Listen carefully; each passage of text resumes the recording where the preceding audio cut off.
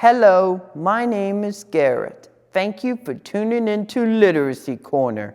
Today I'll be reading a wonderful story called Aladdin and the Wonderful Lamp.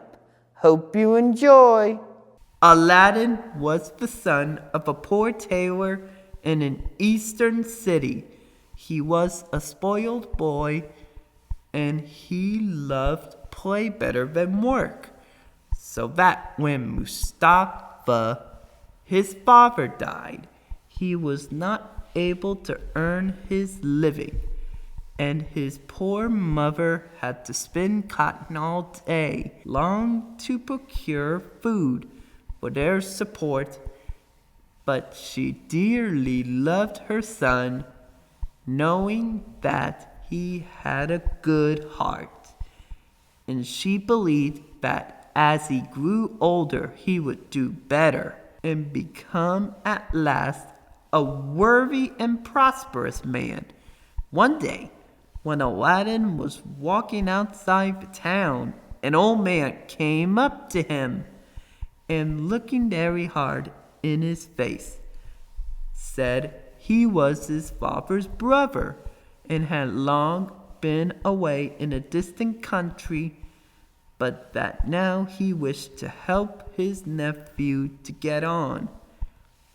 He then put a ring on the boy's finger, telling him that no harm could happen to him so long as he wore it.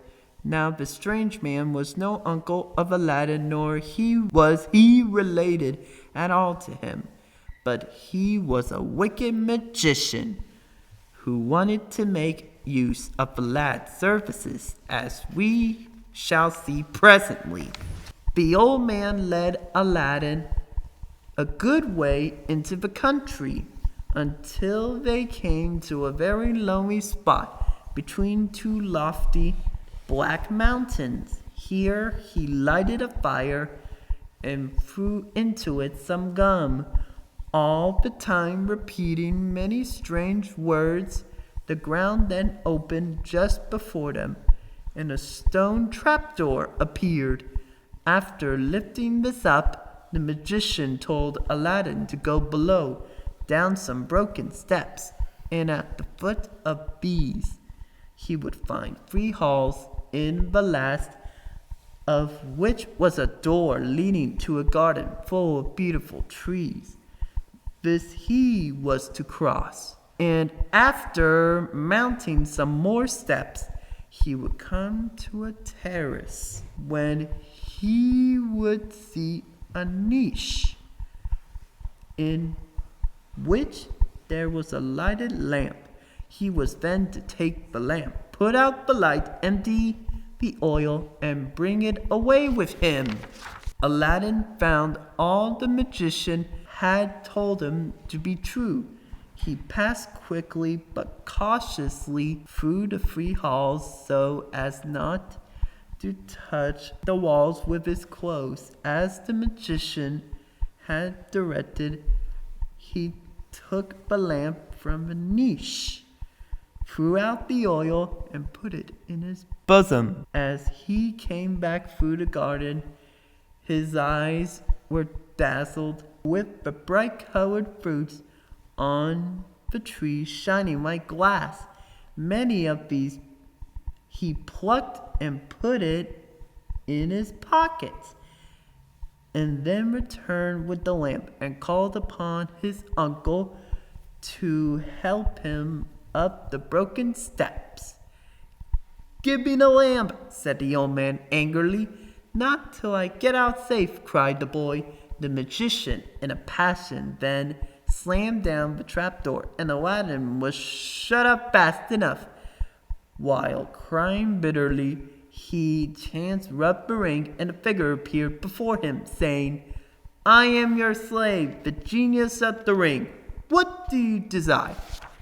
Aladdin told the genius of the ring that he only wanted to be set free and to be taken back to his mother.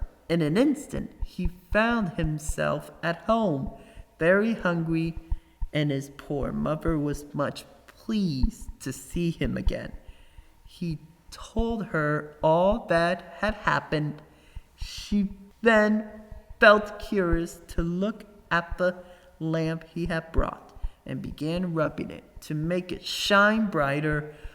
Both were quite amazed at seeing rise before them a strange figure. This proved to be the genius of the lamp, who asked for their commands. On hearing that food was what they most wanted, a black slave instantly entered with the choicest fare upon a dainty dish of silver, and with silver plates for them to eat from.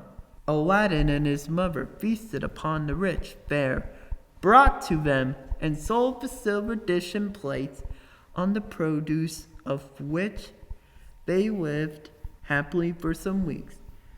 Aladdin was now able to dress well, and in taking his usual walk, he one day chanced to see the Sultan's daughter coming with her attendants from the baths. He was so much struck with her beauty that he fell in love with her once, and told his mother she must go to the Sultan and ask him to give the princess to be his wife.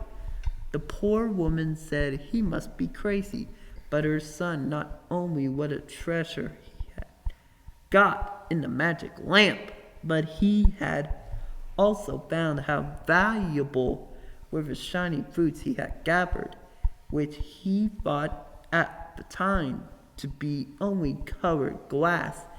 At first he sent a bowl full of these jewels, for so they were, to the Sultan, who was amazed at their richness, and said to Aladdin's mother, "Your son shall have his wish, if he can send me in a week 40 bowls like this, carried by 20 white and black slaves, handsomely dressed."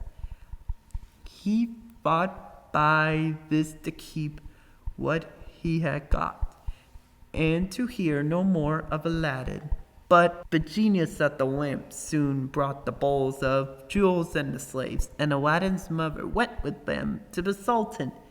The Sultan was overjoyed at receiving these rich gifts, and at once agreed that the Princess Bubble should be the wife of Aladdin. The happy youth then summoned the genius of the lamp to assist him, and shortly set out for the palace. He was dressed in a handsome suit of clothes and rode a beautiful horse. By his side marched a number of attendants, scattering handfuls of gold among the people. As soon as they were married, Aladdin ordered the genius of the lamp to build, in the course of a night, a most superb palace. Then the young couple lived quite happily for some time.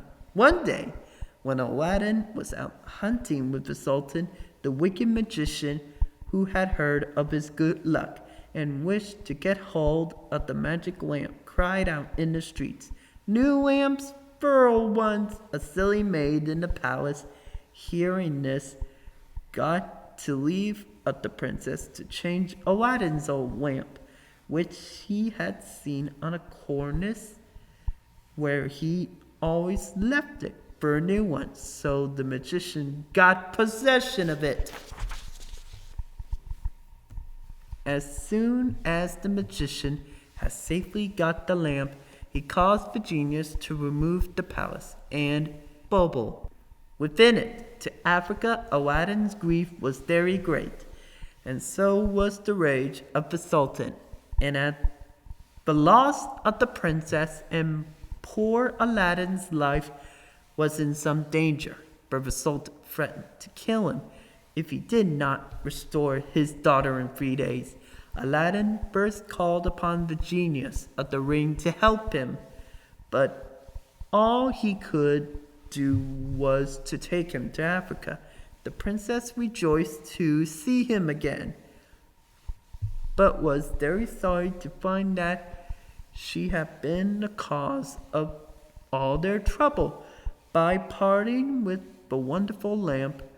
Aladdin, however, consoled her and told her that he thought of a plan for getting it back. He then left her, but soon returned with a powerful sleeping draught and advised her to receive the magician with pretended kindness and poured into his wine at dinner that day, so as to make him fall sound asleep when they could take the lamp from him. Everything happened as they expected. The magician drank the wine, and when Aladdin came in, he found that he had fallen back lifeless on the couch. Aladdin took the lamp from his bosom and called upon the genius to transport the palace, the princess, and himself back to their native city. The Sultan was as much astonished and pleased at their return as he had been provoked at the loss of his daughter, and Aladdin, with his bauble, lived long afterwards to enjoy his good fortune.